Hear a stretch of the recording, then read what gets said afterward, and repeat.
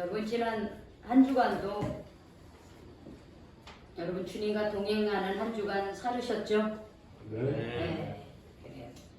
지난 한 주간 우리가 살면서 우리 마음속에 하나님의 말씀이 내 안에 있고 또 우리가 살면서 기도 생활을 하면서 살면 그게 하나님과 동행하는 삶입니다.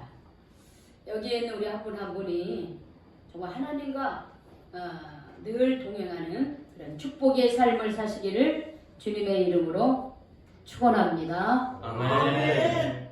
자, 오늘은 지난주에 이어서 우리 그리스도인의 구체적인 삶이 어떤 삶인가. 우리 지난주에는 사랑에는 거짓이 없다. 악을 미워하고 선에 속하라. 그래서 진정한 사랑을 하라 했습니다. 그리고 형제를 존중하고 먼저 이렇게 높여주라 했습니다. 그리고 주님 안에서 부지런하여 게으르지 말고 열심을 품고 주를 섬기는 삶을 살자 이랬습니다. 오늘은 소망 중에 즐거워하며 환난 중에 참으며 기도에 항상 힘쓰자라고 하는 이 본문의 말씀을 가지고 우리가 또 한 주간 그리스도인으로서 어떻게 살아야 되는지를 오늘 말씀을 통해서 하나님의 귀한 음성을 들으시기를 바랍니다. 아멘. 먼저 따라해 봅시다. 소망 중에 즐거워하자. 소망 중에 즐거워하자 그랬어요.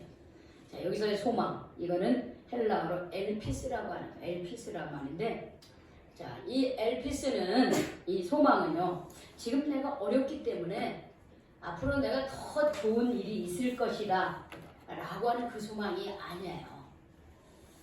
우리 조봉남 집사님, 왔다 갔다 하지 마세요. 네? 맨 앞에 앉아가지고 자꾸 왔다 갔다 하면 되게 신경 쓰여요. 그냥 앉아 계세요.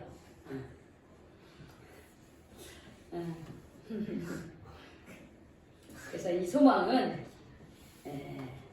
내가 지금 어려우니까 앞으로 더 잘 될 것이다, 좋아질 것이다, 이런 소망이 아닙니다. 여기서의 소망은 절대적인 소망이에요. 확실한 소망이에요. 내가 환경이 어려워도 혹은 내가 지금 힘든 가운데 있어도 여기서 이 소망은 어떤 소망이냐? 환경에 변화되지 않은 확실한 소망이에요. 자, 그게 뭘까요? 믿음. 바로 그거예요. 어떤 믿음이냐? 예수 그리스도를 통해서 내가 용서함을 받고 하나님의 자녀가 되었다라고 하는 구원에 대한 확신, 내가 구원받았다라고 하는 확실한 믿음, 그 소망을 우리가 가지려는 거예요. 그럼 왜 그 소망이 필요하느냐라면요, 인간은 하나님 앞에서 설 때 어느 누구도 의로운 사람이 아무도 없습니다. 우리가 누구나 다 죽으면 하나님 앞에 가게 돼 있어요. 예수를 믿는 사람이든 안 믿는 사람이든 하나님 앞에 다 서게 돼 있습니다. 그때에 구원에 대한 확신이 있는 그 믿음, 구원에 대한 내가 구원받았다는 그 믿음이 있는 사람은 어떻게 해요? 영원한 낙원에 이르게 되는 거예요. 그러나 내가 구원받았다라고 하는 그 믿음이 없는 사람은 영원한 형벌에 죄악의 구렁텅이, 지옥, 우리가 쉽게 말해 지옥에 떨어진다라고 하는 사실이에요. 그래서 우리 인간은 우리가 죄에 대한 용서함이 없으면은 우리 인생이 참된 소망이 없다라고 하는 것이에요.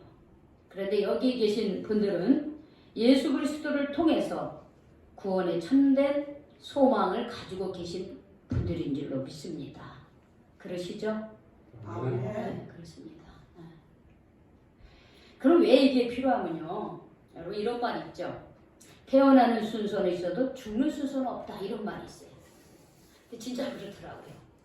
얼마 전에 후배가 하늘나라로 갔어요. 춘천에서 목회를 하는 친구인데 저보다 3살 어려요. 그런데 10년 전에 암에 걸렸습니다. 그런데 이 친구는 참 독특한 친구예요. 병원에 가서 치료를 받지 않습니다. 그리고 어떻게 하냐면 그 현대의학이 아닌 왜 뭐랄까 음식물로 인한 자가치료 있잖아요.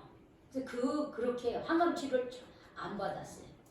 그래서 정말로 10년 동안 좀 힘들지만 그런 현대의학의 도움을 받지 않고 10년간 살았습니다. 근데 아마 이게 온전히 치료가 되지 않았던 것 같아요. 그래서 얼마 전에 춘천에 있는데 하늘나라로 갔어요.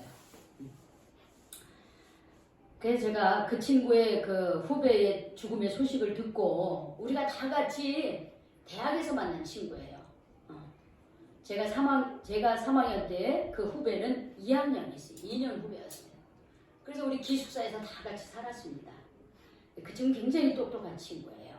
아주 영어도 잘하고 아주 신학에 대한 이론적으로 아주 잘 조직 신학을 한 그런 친구인데 아마 유학을 가서도 충분히 갔었을 텐데 이 친구는 유학을 안 가고 이제 우리 감리교 신학대학 대학원 안에서 이제 박사학위를 받고 그런 친구였는데 참 성품도 좋았어요. 아버님이 목사였고 아버님이 돌아가시고 또 어머님이 또 목회자가 돼서 목사님이 되셨고요. 본인도 감리교 신학대학을 왔고 그의 동생도 있어요. 동생도 또 감리교 신학대 와서 또 목사가 돼서 춘천에서 목회를 해요. 그러니까 온 가족이 목회자의 가정이에요. 참 성품도 좋고 인품도 있고 참 지혜롭고 그런 친구인데 이렇게 얼마 전에 갔으면 지난주 주일날 꼭 일주일 됐네요. 소천했다고 하는 소식을 받았어요. 근데 제가 그 소식을 들으면서 참 이 죽음이라고 하는 게 점점 가까이 오는구나. 제가 점점 죽음이 가까이 오는 거예요. 우리가 나이가 어릴수록 죽음은 마치 멀리 내 것이 아닌 것처럼 생각하고 현실적이지 않아요. 사실 그래야 또 살아갈 수 있습니다. 죽음이 너무 오늘 내가 죽으면 어떡하지? 죽음을 너무 의식한다면 우리가 어떻게 살아가겠어요? 그러니까 죽음에 대해서 그것이 마치 그거는 나이 든 사람 혹은 병든 사람이 있거니 이렇게 생각하며 사는 그것도 저는 필요하다고 생각을 합니다. 그러면서 우리는 순간순간 종말론적인 사고를 갖고 있어야 돼. 지금 종말론적인 사고 언젠간 나도 이 세상을 마감할 날이 올 거라고 하는 거. 이게 종말론적인 사고예요. 그때 내가 하나님이 나를 언제 부르시든지 하나님이 나를 언제 부르실지 아무도 모르잖아요. 그렇죠? 아무도 몰라요.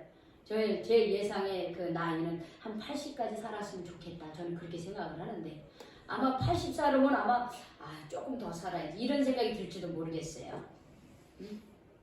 근데 우리가 그렇게 따지면은 우리가 다 시한부 인생을 살아가고 있거든요. 시한부 인생을 살아가요.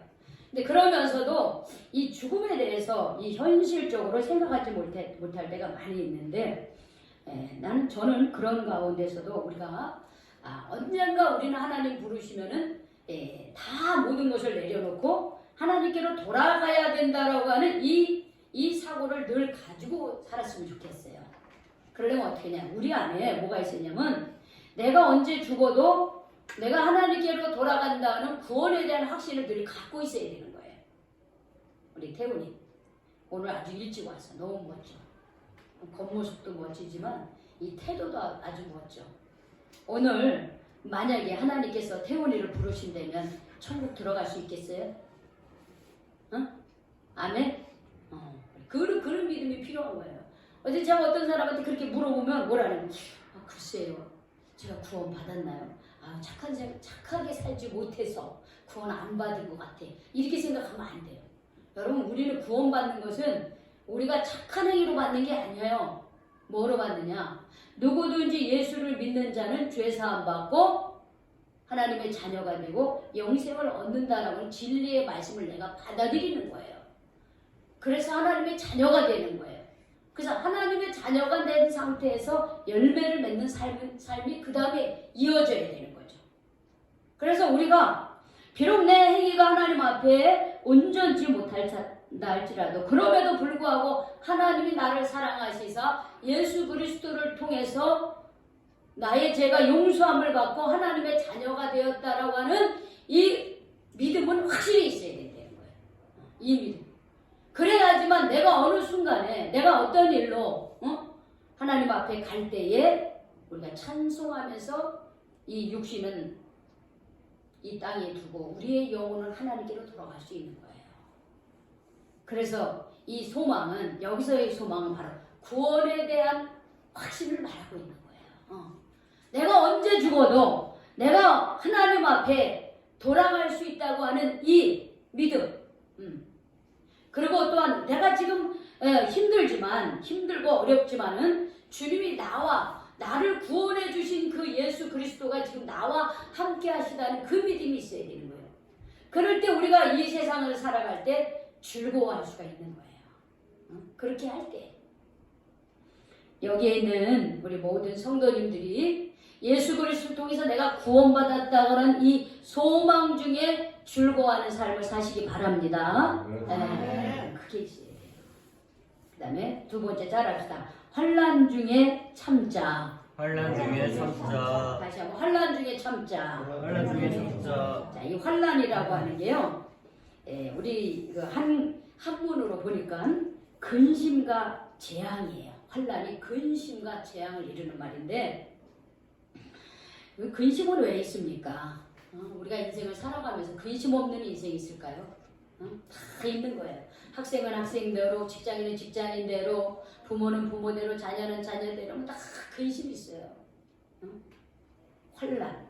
이 환난은 정말 우리가 예상하지 못한 그런 어려움도 말할 수 있지만은 우리가 믿음으로 살아가면서 믿음 안에서 받는 박해도 환난에 속하는 거예요. 우리가 세상적으로 보면 참 우리가 이 세상을 살아간다고 하는 것은 감사한 일이에요. 하지만 현실적으로 우리가 살아간다는 것은 참 쉽지가 않아요. 점점 나이가 들면서 사는 게 쉽지가 않아요. 어렸을 때는 아무것도 모르고 잘 살아갔네. 중학생이 되고 고등학생, 대학생이 되고 그래서 대학 입시를 두면 얼마나 여러 가지로 또 고등학교 가는 거 쉬웠잖아요. 그죠? 대학 들어가면 어려워. 대학을 졸업해 보세요. 또 직장 생활하는 건 어때요? 더 어려운 거예요. 예. 참 우리가 이 세상에 사는 게 감사하면서도 이 삶을 감당하는 것은 만만치가 않다는 거예요. 게다가 요즘에 코로나가 2년간 지속되면서 개인 사업을 하시는 분들, 이 자영업자들, 그리고 여러 예술 계통에 있는 분들이요, 너무너무 지금 힘들어요. 왜? 수입이 없으니까. 그리고 취업을 하고자 하는 젊은이들도 취업의 문이 너무 좁은 거예요. 그게 너무 어렵죠. 그러니까 이런 상황. 그러면 개인적으로 또 이렇게 삶을 살면서 내가 원치 않은 불행한 어떤 어려운 일들을 겪을 수가 있어요. 가정에 어려운 일들이 있다든지, 뭐 아빠가 하는 일이 사업이 어려워졌다든지, 이런 불행한 가정사들이 있어요. 뭐 그건 내가 원치 않은 것들이 있어요.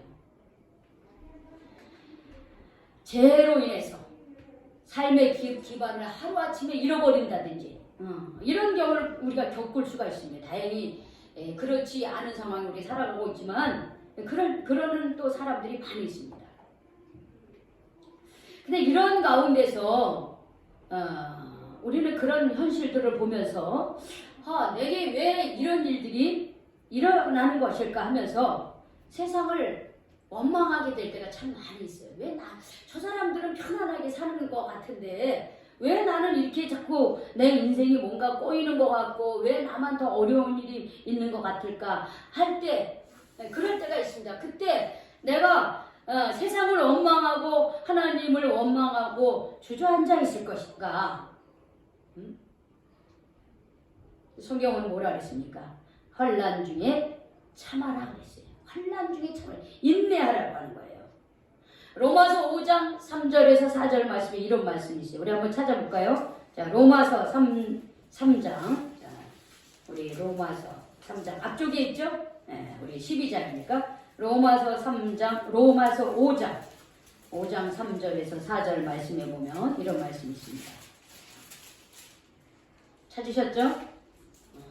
로마서 5장 3절에서 4절 말씀.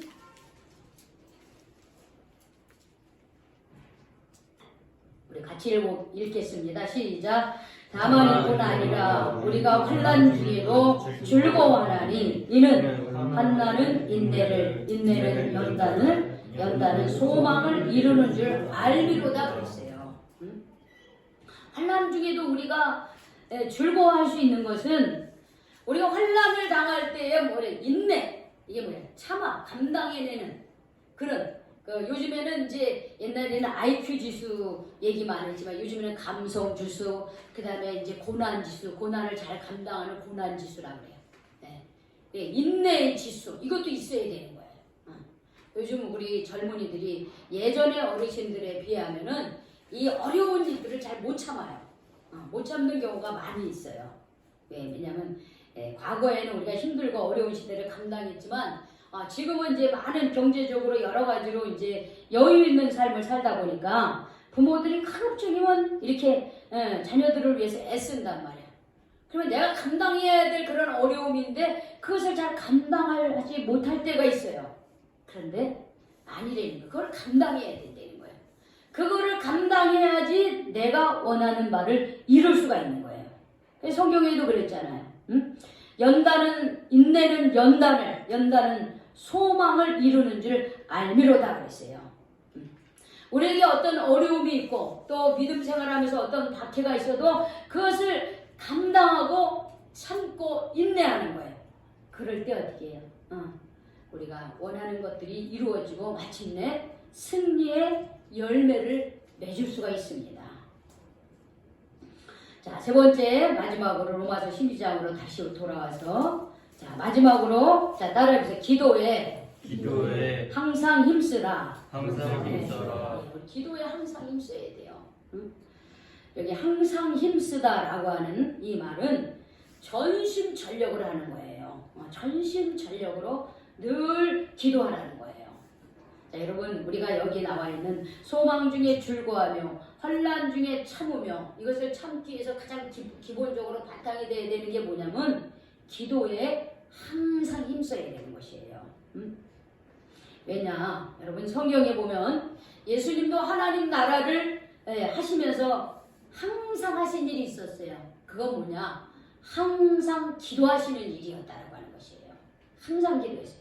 그래서 우리가 복음서에 보면 예수님께서는 이제 하늘나라 일을 하시기 전에 세례를 받으시고 가장 먼저 하신 게 있어요. 그게 뭐냐? 40일 금식 기도했다는 거예요. 광야로 가셔서 40일 금식 기도를 하셨어요. 그러면서 온갖 그런 유혹을, 시험을, 사단으로부터의 시험을 이기셨어요. 그리고 또 계속 활동하시면서 예수님은 한밤중에 홀로 한적한 곳에 가셔서 기도하셨습니다. 낮에 그렇게 많은 일을 하시고도 때로는 어떤 때는 아침 이른 새벽에 한적한 곳에 가서 또 새벽 기도를 하셨어요. 그리고 또 예수님은 12제자를 부르실 때도 특별한 일이 있을 때도 예수님은 큰 일을 앞두고 또 기도하셨어요. 뿐만 아니라 예수님이 십자가에 못 박히시기 전에 겟세마나에 가서 기도하십니다. 하나님, 내가 이 고난의 잔을 마시지 않으면 안 될까요? 하고 예수님께서 하나님 앞에 3번씩이나 기도했어요. 근데 마지막으로 뭐라냐면 내 뜻대로 마옵시고 아버지의 뜻대로 되기를 원합니다. 이렇게 말씀하십니다. 그래서 예수님의 활동 가운데 빠지지 않은 것은 바로 하나님과의 대화야 되는 거예요. 하나님과의 영적인 대화.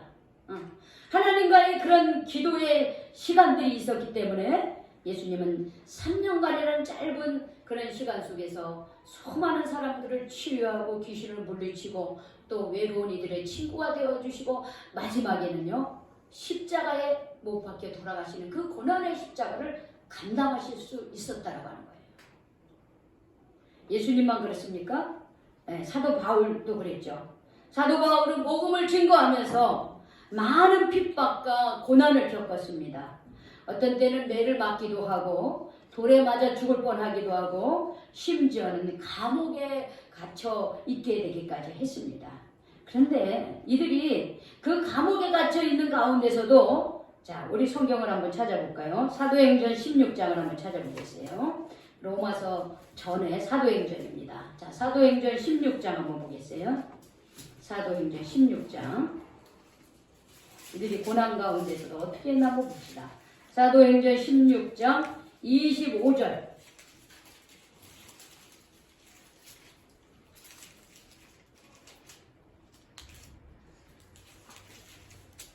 자, 우리 신약성경 216쪽입니다. 신약성경 216쪽. 사도행전 16장 25절에서 26절. 찾으셨죠?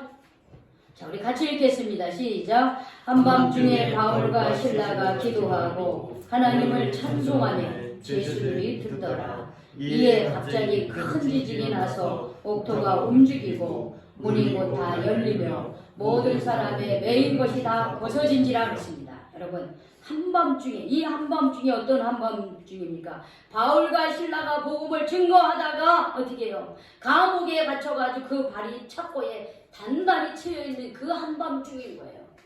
그들이 복음을 증거하다 이 감옥에 갇혀있음에도 불구하고 이들이 한 게 뭐냐? 기도하고 하나님을 찬송했다라고 하는 것이에요. 그랬더니 어떤 역사가 일어나요? 그들을 갑자기 큰 지진이 나서 옥토가 움직이고 문이 다 열리며 모든 사람이 매인 것이 다 벗어지는 역사가 일어났다는 거예요. 왜 우리가 항상 기도해야 되느냐라고 하면은 바로 우리 인생에 있어서 우리가 아지 못할 이 한밤중이 우리에게 다가올 때가 있다라고 하는 것이에요. 한밤중과 같은 인생의 그런 어려운 일이 우리에게 있을 수도 있고 우리가 믿음으로 살면서 그런 고난을 받을 수도 있는데 그때 우리가 해야 될 것이 뭐냐? 바로 그 가운데서도 찬송하고 기도하는 일을 우리가 해야 된다라고 하는 것이에요. 그러면 우리를 얽어매고 있던 그런 것들이 내가 생각하지 못한 방법으로 하나님께서 풀어지는 또 자유하게 해주시는 그런 역사가 우리 가운데 일어나게 됩니다. 자, 우리 성경책 더 찾아볼까요? 사도행전 12장입니다. 사도행전 12장 5절입니다. 앞으로 더 가세요. 자, 여기 보면 베드로에 대한 얘기가 나옵니다. 자, 사도행전 12장 5절 말씀. 12장 5절에서 7절입니다. 자, 우리 같이 읽겠습니다. 사도행전 12장 5절에서 7절 시작. 이에 베드로는 옥에 갇혔고 교회는 그를 위하여 간절히 하나님께 기도하더라. 헤롯이 잡아내려고 하는 그 전날 밤에 베드로가 두 군인 틈에서 두 쇠사슬에 매어 누워 자는데 파수꾼들이 문 밖에서 옥을 지키더니 호련히 주의 사자가 나타나며 옥중에 광채가 빛나며 또 베드로의 옆구리를 쳐 깨워 이르되 급히 일어나라 하니 쇠사슬이 그 손에서 벗어지더라. 똑같죠? 바울에게서 있었던 일이 베드로에게도 똑같이 일어난 거예요.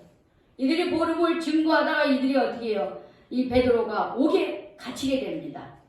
하도 하나님의 역사가 일어나니까 이번에는요, 이 베드로를 군인 4명씩 4패에게 맡겨서 어떻게 해요? 지키게 하고 옥에다가 4개의 철문이 지나는 그 옥에다가 다 가뒀습니다. 그러니까 이렇게 베드로는 감옥에 갇혔는데 교회는 어떻게 하느냐? 교회는 감옥에 갇힌 베드로를 위하여 간절히 하나님께 기도했습니다. 그랬더니요, 그렇게 그 교회 성도들이 함께 기도를 했더니 베드로가 두 군인 틈에서 두 쇠사슬에 매어 누워 자는데 제사들은 또 문 밖에서 또 문을 지켜요. 그런데 호련히 주의 사자가 베드로 앞에 나타납니다. 근데 그 옥중에 광채가 빛나며 베드로의 어깨를 툭툭 칩니다. 그리고 빨리 일어나라 그래. 빨리 일어나라. 그래 눈을 떠보니까 쇠사슬이 그 손에서 벗어났습니다. 여러분, 이 기도가 이렇게 놀라운 능력이 있는 거예요. 최근에 제가 또 좋은 소식을 들었습니다. 제가 이곳에 서울에 오기 전에 제가 첫 목회지가 어디 강릉이었어요. 강릉에서 이제 제가 목회를 했는데 후임자가 저는 이제 서울로 올라오면서 저희의 후임자가 그 교회를 제가 목회하는 영곡제일교회를 담임을 했습니다. 벌써 제가 그곳을 떠난 지가 2001년도니까 10년이 넘은 것 같아요. 10년이 뭐였죠? 2021년도니까 20년이 가까워지는 것 같아요. 제가 20년이. 근데 이제 거기서 또 그 목사님은 저의 뒤를 이어서 계속 목회를 하면서 교회가 지금은 이제 우리가 이제 그 강릉을 가면 7번 국도라고 있어요. 네. 강릉, 사천, 영곡, 주문진, 속초 이렇게 7번 국도가 동해안 쪽으로 쭉 나와 있습니다. 근데 저희 교회는 연곡 해수욕장 들어가는 그 7번 국도에서 강릉에서 주문진으로 가는데 우측에 영곡 해수욕장 들어가는 바로 거기에 교회가 세워져 있어요. 연곡제일교회라고. 근데 이제 저의 뒤를 이어서 그 목사님이 20년을 이제 하는 과정에 얼마 전에 자궁암이 걸리신 거예요. 목사님이. 교회가 이제 아주 잘 자라고 성도들도 정말 하나가 돼서 믿음 안에서 잘 살고 있는데 자궁암이 걸린 거예요. 그게 지금 올해 그런 일이 있었어요. 그래서 일산암병원에 갔더니 거기서 뭐라 그러냐면 더 이상 손을 쓸 수가 없습니다. 이런 판결이 난 거예요. 그게 얼마나 기가 막히겠어요. 그래서 목사님이 집으로 돌아왔는데 성도들이요 눈물로 간절히 기도를 한 거예요. 더 이상 목사님이 이제는 손을 쓸 수 없다고 그렇게 병원에서 얘기해서 이제는 죽을 날만 기다리는 거예요. 그 목사님은 아유 지금까지 내가 했으니까 편안하게 내가 하나님 부르시면 가야 되겠다 이렇게 마음을 먹었다는 거예요. 그런데 성도들이 우리 목사님 고생만 하고 이렇게 돌아갈 수는 없다. 이래가지고서는 성도들이 막 전부 다 마음을 모아서 막 릴레이 기도를 하고 막 철야 기도를 하고 막 그런 거예요. 어떻게 됐을까요? 응? 건강해지셨어요. 응. 온몸에 퍼졌던 그 암들이요. 폐에도 퍼지고 뭐 어디에도 퍼지고 이런 것들이 지금 거의 다 어떻게 해요? 뭐냐면 다 죽어갔어요. 그래서 항암 치료도 받을 수가 없는데 지금은 항암 치료도 받고 한 3번 정도만 받으면 끝난다는 거예요. 여러분 왜 우리가 항상 기도해야 되는지 아시겠죠? 여러분 기도는요 이렇게 능력이 있는 거예요. 근데 우리가 간절히 믿고 기도해야 되는 거예요. 간절히 믿고 기도하면 우리가 상상할 수 없는 그런 역사가 일어나게 됩니다.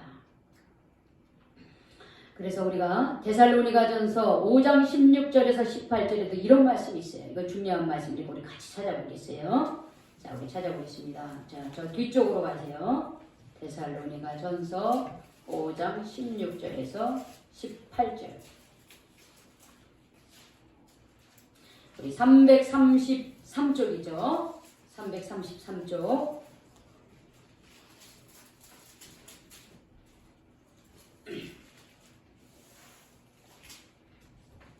데살로니가전서 5장 13절에서 16절에서 18절 다 찾으셨죠? 데살로니가전서 5장 같이 읽겠습니다. 시작.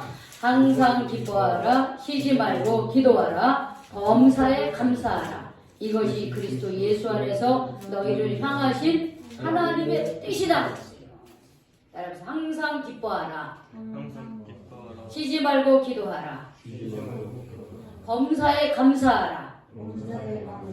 이것이 그리스도 예수 안에서 너희를 향하신 하나님의 뜻이니라. 예수 그리스도 안에서 하나님께서 우리에게 바라시는 하나님의 마음이 뭐냐? 항상 기뻐하는 거예요.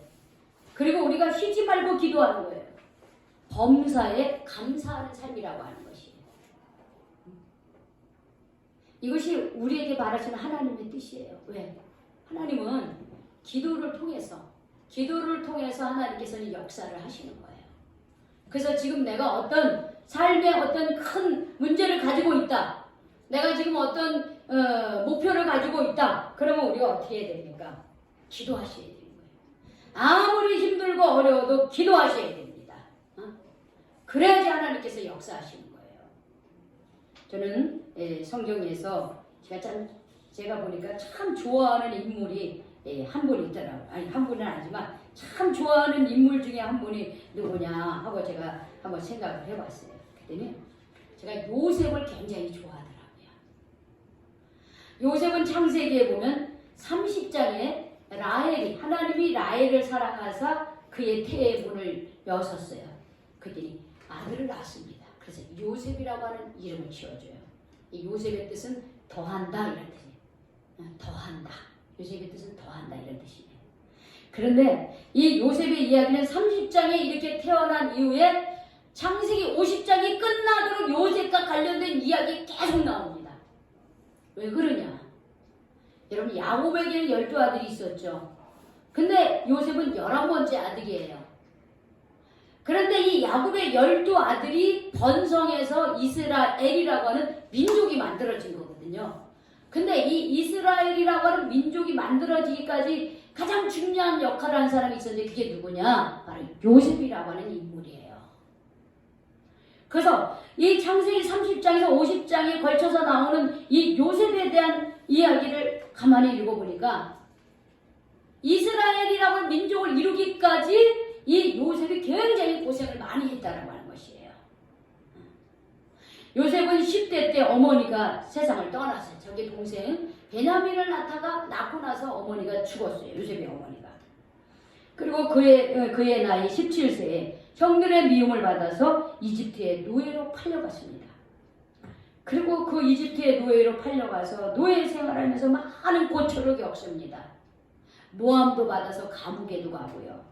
그런데 그런 가운데 요셉이 하나 일치하는 것이 있었는데 그거 뭐냐? 하나님에 대한 믿음이었어요.